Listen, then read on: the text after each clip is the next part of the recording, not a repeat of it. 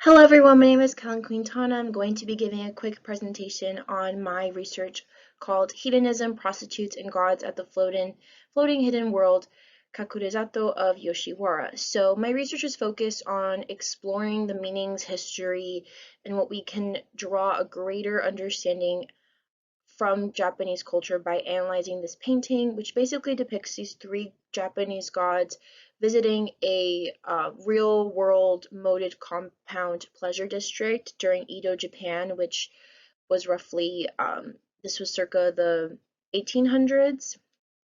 And basically, I wanted to focus on drawing a greater understanding of how these gods were interacting with prostitutes, what this meant for the status of women at the time, and how we can draw a greater understanding of Japanese culture from looking at this phenomenon. And basically, I found that this sort of counterculture formed from the Tokugawa shogunate that instilled very strict social values, um, and over time what began to occur was different sort of subcultures in media, such as like kibyoushi, the precursor to manga, and that depicted gods and deities visiting the Yoshiwara district, and eventually it became socially acceptable for even people like Buddhist priests to come and visit this district in real life.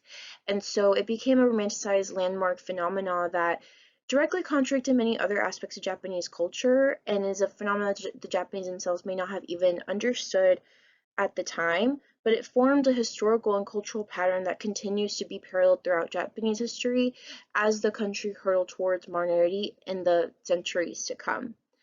Um, in conclusion, I couldn't really say anything about the status of women from all of my research. Instead, I can say that although in an indirect way these women may have elevated their social status, they were still fundamentally impure, as the district was in itself. The depiction of the gods with these women did not really signify or change anything in particular about their position, but rather provides the space for the men who are made in the image of God to engage in hedonistic, tainted activities while still being holy and pure and fine. And in the result, it would lead to a romanticized depiction of sexual violence that we can still note in Japan to this day. Thank you so much. I hope you enjoy my research.